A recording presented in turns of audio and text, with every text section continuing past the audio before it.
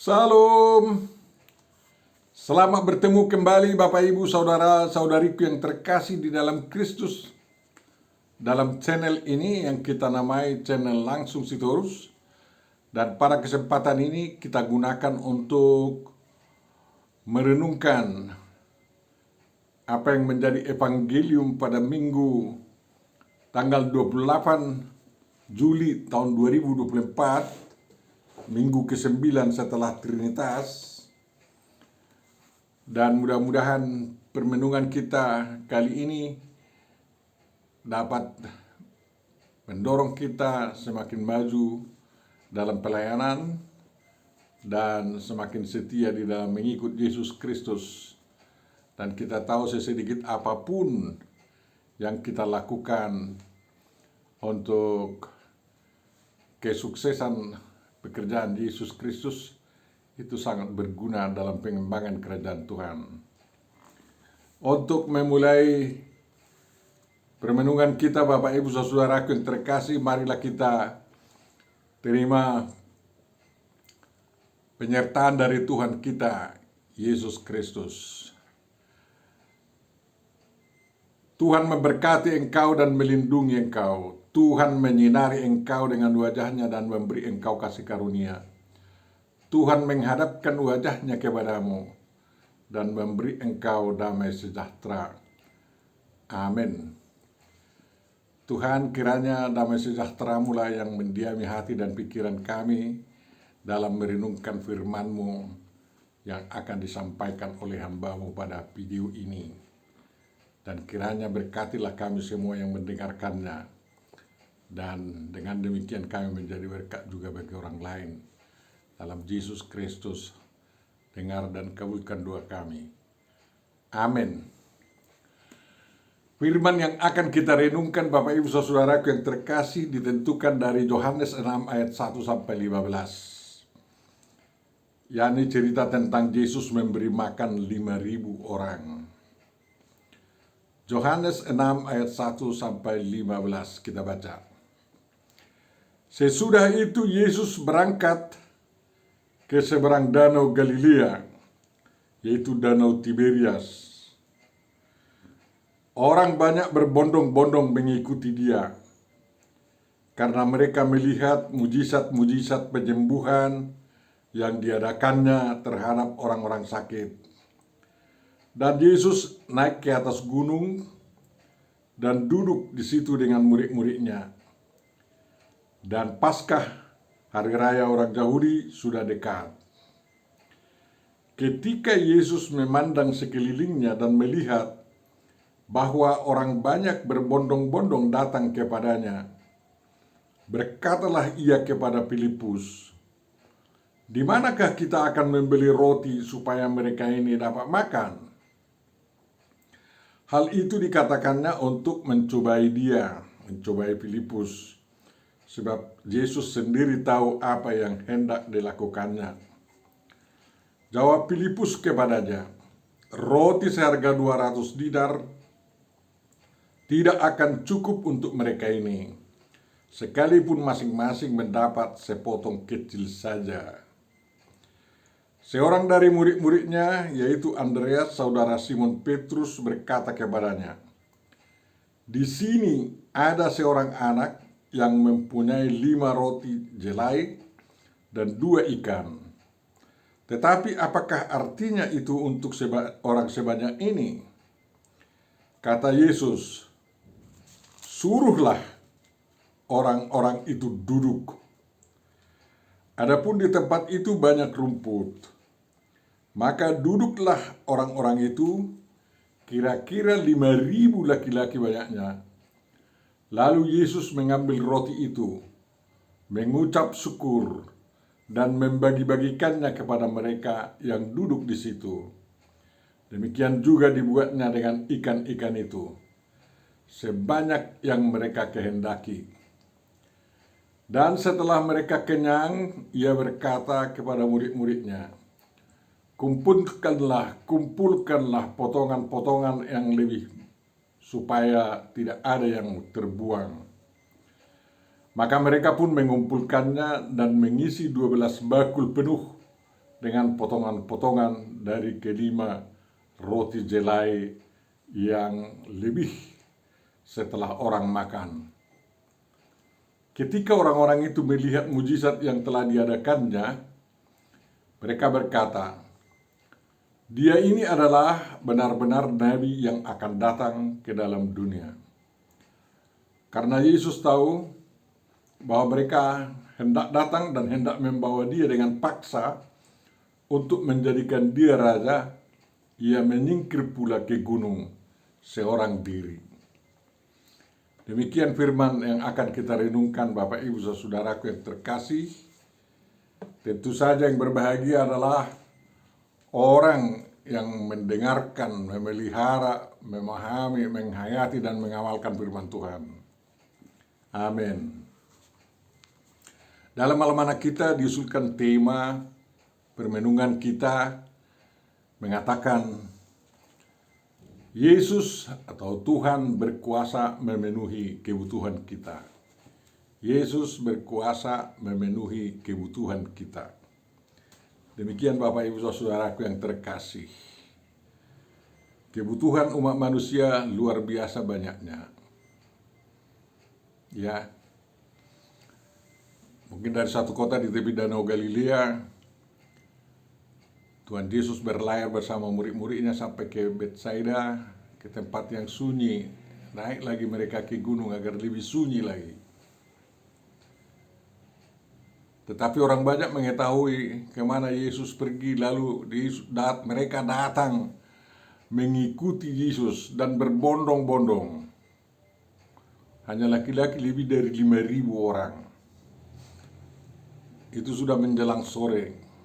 Lalu Yesus melihat mereka seperti orang yang tidak punya gembala. Menyadari hal itu, Yesus menggembalakan mereka dengan firman yang hidup, mengajari mereka tentang kehidupan masa kini mereka. Dan Tuhan Yesus berbelas kasihan kepada mereka. Yesus bukan hanya mengajarkan hal-hal teori-teori kehidupan, praktek-praktek kehidupan, dan apa yang harus dilakukan agar mereka bagus hidup, baik hidupnya. Tapi Yesus juga memperhatikan mereka, apalagi itu sudah sore hari, bahwa mereka lapar dan harus diberi makan. Dan Yesus mengatakan harus kamu beri makan. Karena murid-muridnya menanyakan, suruhlah mereka pergi agar dapat mencari makan mereka. Yesus mengatakan harus kamu beri makan mereka. Dan pada perikop ini dikatakan dari manalah kita dapat mencari makanan agar mereka bisa dapat makan. Itu kata-kata mencobai Filipus. Lalu Andreas memberitahu bahwa ada seorang anak kecil. Dalam kitab sinopsis dia diberitahu anak kecil ini yang mempunyai 5 roti dan 2 ikan. Lalu memintanya. Kemudian menyerahkannya kepada Yesus Kristus. Untuk selanjutnya terserah kepada Yesus Kristus mau diapakan roti dan ikan itu. Ternyata Bapak Ibu Saudaraku yang terkasih, Yesus menyuruh murid-muridnya untuk mengatakan kepada orang banyak itu agar mereka duduk dengan tenteram.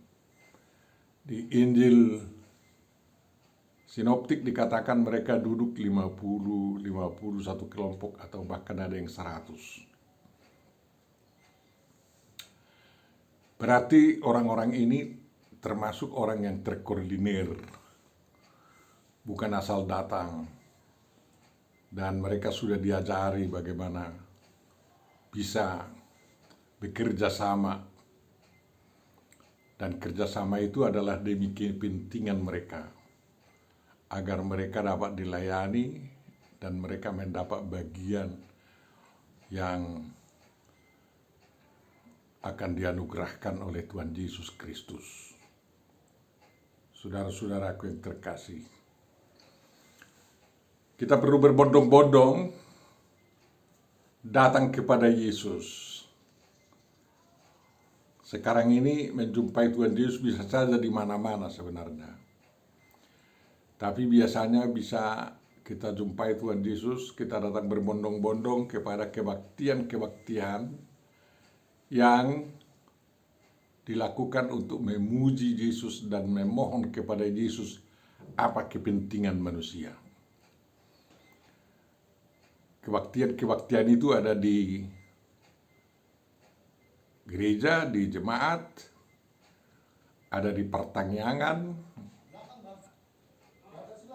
kemudian ada juga di KKR. Biasanya kita lihat orang paling banyak berbondong-bondong sekarang ini adalah mengikuti kebaktian-kebaktian kebangunan rohani. Dan itu dapat kita syukuri juga. Mereka di sana mendapat makanan rohani, roti kehidupan yang dibagikan oleh para pengkhotbah. Demikian juga orang yang datang berbondong-bondong ke rumah Tuhan juga mendapat roti kehidupan. Ya. Roti kehidupan itu dibagikan dari secuil firman Tuhan yang diberkati oleh Tuhan, lalu mereka mendapat kenyang karena berkat Tuhan. Mereka pulang membawa berkat dari Tuhan dan mereka cukup bersukacita. Ya, tentu saja mereka bersukacita, kenyang, berbahagia karena mereka mau teratur hidup. Seperti sering saya katakan, teratur tanpa diatur, tunduk tanpa ditundukkan. Kalau ada di antara mereka yang bermusuhan, mereka kompak walau bermusuhan. Dan pada kali ini 5.000 orang itu dapat makan bersama, berdua bersama, mendapat roti yang sama dan ikan yang sama. Itulah sukacita bagi orang Kristen apabila dapat makan bersama.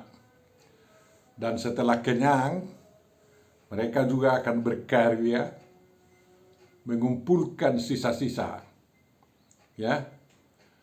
Mengumpulkan agar jangan ada yang terbuang. Itu pekerjaan bersama juga. Membantu murid-murid Yesus mengumpulkan yang sisa itu.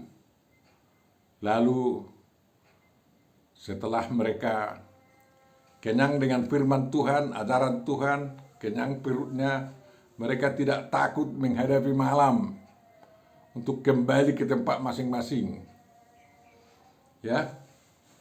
Mereka kompak untuk kembali ke tempat masing-masing. Dan mereka juga membicarakan bagaimana agar mereka bisa hidup sejahtera.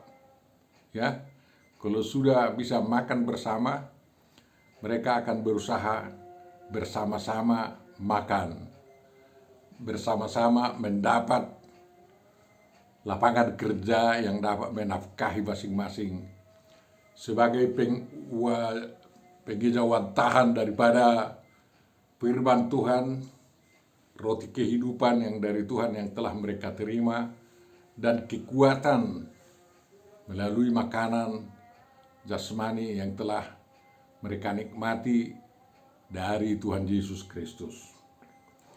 Bapak Ibu saudaraku, dalam peristiwa ini banyak yang berperan, bukan hanya Tuhan Yesus, murid-muridnya juga. Orang banyak itu juga berperan agar mereka sama-sama sejahtera dan bersukacita. Satu orang anak kecil membawa 5 roti dan 2 ikan. Anak kecil ini pasti bersama orang tuanya. Mereka bersiap-siap rupanya membawa bekal mereka, ya, Sungguh-sungguh mereka mengikut Yesus, mencari Yesus dan menemukan Yesus. Dan mereka bersiap-siap agar ada bekal bagi mereka di malam hari. Kita tidak tahu apakah ada orang-orang lain yang seperti itu. Sewaktu Yesus menyuruh murid-muridnya memberi makan, muridnya mengomel, dari mana bisa mencari makanan kayak gitu. 200 dinar tidak cukup membeli makanan bagi mereka walaupun hanya sekeping roti saja hasilnya. 200 dinar, 200 gaji hasil hari kerja lah itu. Tapi Yesus mengatakan, bawalah roti yang sedikit itu ke sini. Dan dengan sukarela si anak kecil dan orang tuanya itu menyerahkan roti itu kepada murid Yesus untuk disampaikan kepada Yesus. Itu indah sekali. Mereka membuang kepentingan diri mereka sendiri demi Yesus. Belum tahu mereka mau diapakan Yesus roti yang sedikit itu. Tetapi karena kecintaan mereka kepada Yesus, mereka memberikan yang sedikit itu. Tidak ubahnya seperti seorang janda di Sarpat yang punya hanya beberapa tetes minyak dan beberapa berapa sendok gandum atau tepung. Mereka, si ibu ini lebih duluan menyediakan makanan bagi hamba Tuhan, bagi Elia. Tapi hasilnya minyaknya tidak pernah kering dan tepung rotinya tidak pernah habis. Tentu saja mereka memperhatikan apa yang diberikan oleh apa yang mau dilakukan Yesus dengan roti yang sedikit dan ikan yang sedikit itu. Tuhan Yesus menyuruh orang-orang berduduk berkelompok-kelompok dan orang yang memberi roti dan ikan itu masuk di salah satu kelompok, ya. Tidak disebutkan Yohanes siapa namanya, anak kecil itu, atau nama orang tuanya, tidak. Tuhan Yesus memberkati roti dan ikan yang diserahkan secara tulus itu, agar dengan demikian orang banyak yang 5.000 itu mendapat roti dan ikan. Itu yang luar biasa. Dan hasilnya tidak ada yang kelaparan. Ya, jadi dengan yang sedikit itu kalau Tuhan memberkati, bisa saja penduduk satu kota tidak ada yang kelaparan. 5.000 itu kan sudah satu kampung, satu kota lah itu 5.000 zaman dulu. Jadi kita ini jangan merasa harus banyak dulu, hartaku, punyaku, milikku, baru kuserahkan kepada Tuhan Yesus. Tidak ubahnya seperti seorang janda di bait Tuhan itu yang memberikan persembahan 1 sen aja. Dan Tuhan Yesus mengatakan persembahan wanita janda tua itu lebih besar daripada persembahan kalian semua yang berasal dari kelebihan-kelebihan Anda, katanya. Janda tua itu memberikan semua yang dimilikinya dengan tulus kepada Tuhan. Sehingga persembahan itu diberkati oleh Tuhan juga, menjadi kesejahteraan bagi pelayan-pelayan di bait Allah. Bapak Ibu saudaraku yang terkasih, semua berjalan dengan tertib. Ya, kenyang, betul kenyang. Kita tidak tahu dari mana mereka mendapat air, tapi mereka tidak ada yang kehausan. Itu jelas, ya. Dan roti yang berlebihan dan tulang-tulang ikan yang terbuang begitu disuruh Tuhan Yesus untuk dikumpulkan. Mau dikemanakan tidak diberitahu. Tetapi Yesus mengatakan, jangan buang apa yang telah pernah diberkati oleh Tuhan. Jangan buang. Kalau kau berdoa di rumah, mendoakan makanan dan minumanmu, dan kau tidak habiskan, jangan buang sisa-sisanya. Tapi pergunakan. Mungkin bisa digunakan ke sana, tergantung kepada situasi di tempat itu. Hargai apa yang sudah diberkati oleh Tuhan. Ya. Sebenarnya atas berkat Tuhanlah makanya ada plastik-plastik itu. Bungkus-bungkus daripada belanjaan kita.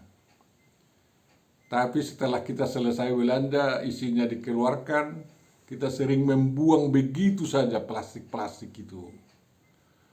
Sebenarnya karena plastik-plastik itu bagian dari berkat Tuhan, dengan adanya pabrik-pabrik plastik di seluruh dunia ini,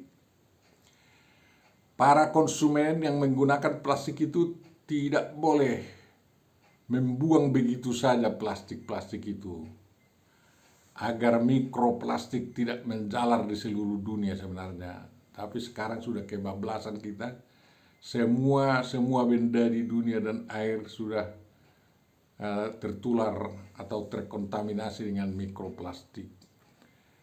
Tapi belum terlambat kalau manusia bisa memperhatikan agar apa yang lebih dari kebutuhan mereka jangan dibuang begitu saja.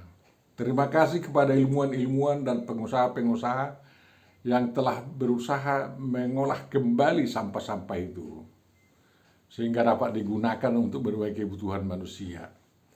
Dan memang masih kurang gesit, belum semua sampah dapat ditangkap, ya, sisa-sisa yang digunakan oleh manusia. Jadi hanya enak-enaknya aja sama manusia yang dibuangkan aja begitu, sehingga terjadi pengotoran sungai, laut dan lain-lain, dan banyak yang korban, Bapak Ibu Saudaraku. Tapi dalam peristiwa memberi makan 5.000 orang, Yesus menyuruh kumpulkan semua sisa-sisa.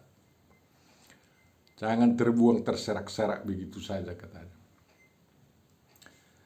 Hal lainnya yang perlu kita renungkan, Bapak Ibu Saudara, anak kecil yang anonim itu setelah selesai makan juga tidak diteringati lagi. Ya kan? Tidak ada yang mengatakan, wah untunglah si anak itu memberikan 5 roti dan 2 ikan itu ya, makanya kita makan ya. Enggak ada, lupa semua. Tidak dibicarakan. Hanya mereka sendirilah yang bersyukur kepada Tuhan, karena apa yang mereka berikan betul-betul memuliakan nama Tuhan, mengagungkan Tuhan. Terkagum-kagum orang oleh karena pemberian mereka yang diberkati oleh Tuhan. Bahkan sampai ada orang yang mau menangkap Tuhan Yesus dan memaksanya untuk dinobatkan menjadi raja. Hanya Tuhan Yesus tidak mau. Dia menghindar dari niat-niat orang itu. Belum waktunya menjadi raja, karena dia harus raja dari surga, bukan dari bumi ini. Perilaku daripada anak kecil dan orang tuanya itu sebenarnya harus ditiru. Ya, anonim semua, no name. Sampai selesai pun no name. Bagaimana kalau kita di gereja begitu, memberikan persembahan kita, ya, mungkin 1 juta, 2 juta, dan tidak terlalu menuntut agar diteringati, dibilang-bilang namanya di warta gereja, di dalam doa-doa, tetapi sudah cukup puas mengatakan, Tuhan berkatilah apa yang dipersembahkan oleh umatmu itu menjadi kesejahteraan bagi seluruh umat manusia, terutama bagi pengembangan kerajaanmu yang datang di sini dan di dunia ini, katanya. Kita harapkan kita bisa juga menjadi puas. Saya heran, pernah saya bergereja ya, adalah orang yang memberikan persembahan khusus ya, 100.000, 50.000 dan minta doa, ya.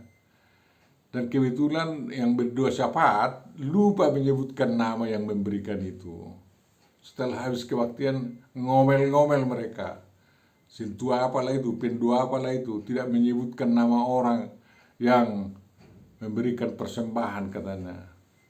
Sehingga di jemaat itu, mengapa harus semua adalah Aku berkebaktian di tempat itu, ada 20 yang memberikan persembahan, sehingga yang 20 orang ini namanya harus disebut, ya, satu persatu didoakan, satu persatu keinginan mereka, sehingga dua syafaat itu berlangsung kira-kira 1,5 jam. Padahal khotbah hanya 20 menit. Bagi saya itu mengerikan, ya. Saya bilanglah begitu. Memang sangat penting rupanya nama-nama pemberi persembahan itu yang tidak seberapa itu harus disebut-sebut, baik dalam warta gereja, dalam doa-doa dan lain-lain. Belum puas kalau dikatakan, Tuhan, begitu banyak wargamu yang memberikan persembahan kepadamu melalui jemaatmu ini, berkatilah mereka semua. Kalau hanya begitu doanya, rupanya belum merasa puas orang-orang yang memberi itu. Menurut saya itu kurang baik perilaku yang merasa kurang puas itu. Biarlah apa yang kita berikan diterima oleh Tuhan, diberkati oleh Tuhan, dan nama kita tidak disebut-sebut. Mungkin hilang dari peredaran, tidak diketahui orang. Dan kita bangga bahwa persembahan kita itu mempunyai dampak yang besar dalam perjalanan jemaat. Itu yang kita cita, dan dampaknya itu bukan hanya di dunia. Nama Tuhan dibesarkan oleh karena pemberian kita yang sedikit itu. Itu yang kita cari, bukan nama kita mau diagungkan agar dipuji orang, seorang yang memberikan persembahan karena ulang tahun, karena begini, karena begitu misalnya. Itu perlu kita perhatikan. Mudah-mudahan, ya, setiap tindakan kita yang membantu Tuhan, dalam kutip membantu Tuhan dalam melaksanakan tugasnya, semuanya menjadi kemuliaan bagi Tuhan, walaupun kita tidak disebut-sebut. Jadi seperti Yohanes Pembaptis mengatakan, dia yang harus lebih besar dan saya semakin hilang, katanya.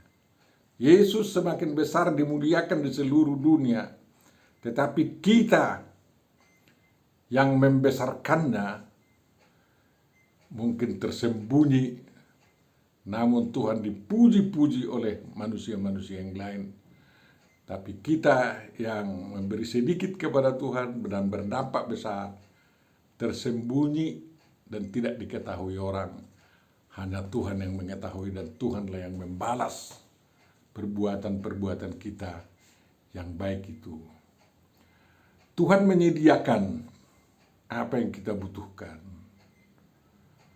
Orang banyak itu kelaparan, hanya sekali itu. Yesus dengan memberkati 5 roti dan 2 ikan itu memperdulikan kebutuhan mereka. Tapi kebutuhan manusia bukan hanya soal makan, juga soal makan rohani. Kehidupan jasmani dan kehidupan rohani mereka harus dibangun bersama-sama.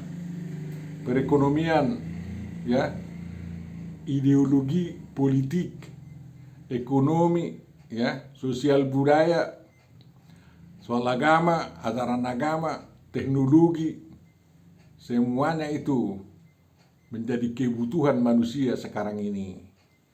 Dan Tuhan memberikan apa yang kita butuhkan untuk membangun hal-hal itu, tapi kita mau.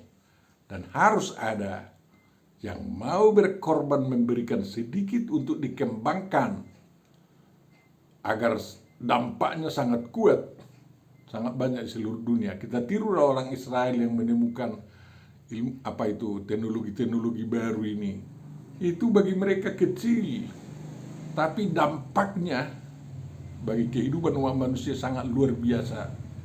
Heranlah kita kalau ada manusia yang membenci orang Israel yang menciptakan banyak hal demi kemanusiaan itu. Ya, kita doakan perang Israel dengan Hamas, dengan Palestina bisa segera selesai, sehingga damai sejahtera di bumi dapat diwujudkan. Tapi perhatikanlah, itu adalah akal-akalan dunia, ya, akal-akalan negara maju agar senjata-senjata mereka dapat dijual untuk membunuh manusia. Jahatnya sebenarnya negara-negara maju ini yang menghasilkan senjata-senjata modern itu. Kita tidak perlu ikut tergoda dengan perilaku mereka. Ya, kalau sedikit pun yang dapat kita berikan kepada Tuhan Yesus agar diberkati, namun manusia semuanya dapat sejahtera. Misalnya Israel yang sekarang dapat menemukan mesin yang dapat menangkap air dari udara, dan dari mesin itu meneteslah air bersih yang bisa diminum langsung. Dan itu sudah sangat berdampak besar bagi seluruh umat manusia sekarang. Dan nama penemunya itu tidak selalu disebut-sebut. Ya, beberapa orang yang tahu itu. Dan mereka tidak keberatan walaupun tidak disebut-sebut, ya. Kita akan tiru anak kecil yang rela memberikan itu walaupun namanya tidak disebut. Kita akan tiru orang banyak yang berbondong-bondong itu datang kepada Yesus. Mereka dapat teratur, ya. Kalau disuruh duduk berkelompok-kelompok, ya, disuruh makan teratur, disuruh membantu murid-murid Yesus untuk mengumpulkan sisa-sisa makanan, mereka mau juga. Dan waktu mereka pulang dengan tenaga baru, mereka bersuka cita juga mengarungi malam hari sampai tiba di rumah mereka. Mereka memuliakan Tuhan.